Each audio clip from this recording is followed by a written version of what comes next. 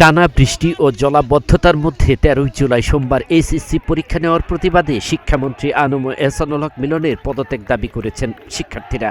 মঙ্গলবার সকাল থেকে দেশের বিভিন্ন জায়গায় বিভিন্ন কলেজের শিক্ষার্থীরা সড়ক অবরোধ, বিক্ষোভ ও সমাবেশ করেছেন। শিক্ষার্থীরা এইচএসসি পরীক্ষায় পদার্থবিজ্ঞান বিষয়ের প্রশ্নপত্রে প্রশ্ন ভুল ও সঠিক প্রশ্ন করার অভিযোগও তুলেছেন। অভিন্ন প্রশ্নপত্র অতীতের চেয়ে কঠিন হওয়ার অভিযোগও করেছেন তারা।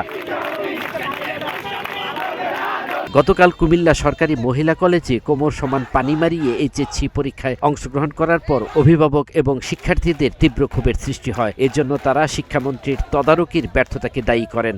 পরে কুমিল্লা শিক্ষা বোর্ডের সামনে অবস্থান কর্মসূচি পালন করেন এইচএসসি পরীক্ষার্থীরা।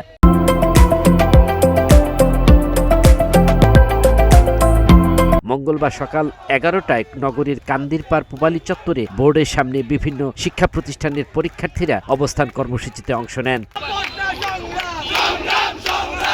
এ সময় এইচএসসি পরীক্ষার্থীরা ৩ দফা দাবি তুলে ধরেন। পরীক্ষার্থীদের দাবিগুলোর মধ্যে ১. দুর্যোগ পুরোপুরি শেষ না হওয়া পর্যন্ত এইচএসসি পরীক্ষা স্থগিত থাকবে। ২. ১৩ জুলাই যারা পরীক্ষায় অংশগ্রহণ করতে পারেনি তাদের পুনরায় পরীক্ষা দিতে হবে। ৩. আগামী ২৪ ঘন্টার মধ্যে শিক্ষামন্ত্রী এহসানুল হক মিলনকে জনসম্মুখে ক্ষমা চাইতে হবে।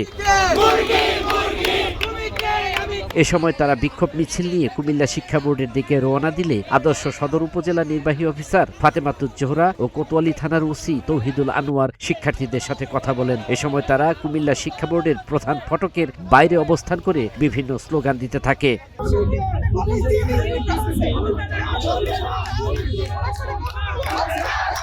এদিকে বোর্ড স্ট্যান্ডার্ড প্রশ্নপত্র সহ ৬ দফা দাবিতে বরিশাল শিক্ষা বোর্ডের সামনে অবস্থান নিয়ে ঢাকা বরিশাল মহাসড়ক অবরোধ করেছে এইচএসসি পরীক্ষার্থীরা। মঙ্গলবার বেলা ১:১২টায় শিক্ষা বোর্ডের সামনে তারাই অবরোধ কর্মসূচি পালন করেন। অবরোধের ফলে সড়কের দুধারে অসংখ্য যানবাহন আটকা পড়ে, দুর্ভোগের শিকার হয় সাধারণ মানুষ। এ সময় শিক্ষার্থীরা জানায়, গত কয়েক বছরের চেয়ে এবছর প্রশ্নপত্র অত্যাধিক কঠিন করা হয়েছে, এমনকি সিলেবাসের বাইরে থেকে প্রশ্ন করা হয়েছে। এছাড়াও বৈরী আবহাওয়ার কারণে অনেক স্থানেই পরীক্ষা নেওয়ার মতো পরিবেশ নেই। তাছাড়া অভিন্ন প্রশ্নপত্রে পরীক্ষা হওয়ায় এক বোর্ডে পরীক্ষা স্থগিত করা হলে সব বোর্ডে পরীক্ষা স্থগিত করা হয়নি। তাই তারা এই পরীক্ষা ব্যবস্থার পরিবর্তন দাবি করেন। এইচএসসি পরীক্ষার মতো একটা পরীক্ষা যেটা আমাদের ফিউচার ডিপেন্ড করতেছে, সেই পরীক্ষাটা আমাদের অ্যানসার মেসেছে না, হ্যাঁ করতেছি। এগুলো কেমন হবে? আমাদের কিছু দাবি রয়েছে মাননীয় শিক্ষামন্ত্রীর কাছে। প্রথমত হচ্ছে আমাদের স্ট্যান্ডার্ড মানের কোশ্চেন করতে হবে, সেটা হচ্ছে গিয়ে ইউনিভার্সিটি লেভেলের প্রশ্ন আমাদের এসএসসি ভিতরে দেওয়া যাবে না।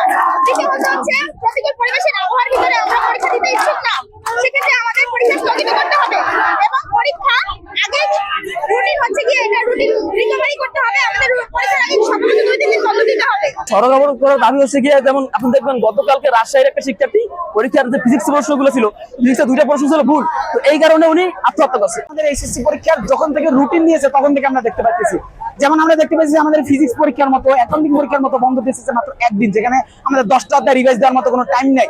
তার উপর আমাদের কোশ্চেনের গুণগত মান খুবই খারাপ হইতেছে, যেমনটা আমরা 40 বছর যাবত দেখিয়েছি যে আমাদের কোশ্চেন বারবার রিপিট হইতেছে বা ওই আঙ্কে ওই আঙ্গিকে আসতেছে। যেমন আমরা দেখতেছি কোনো প্যাটার্ন তো ভালো কথা, আমাদের কোনো পুরনো বোর্ড কোশ্চেন এমনকি আমরা বইয়ে পর্যন্ত ওই কোশ্চেন আমরা খুঁজে পেতেছি না।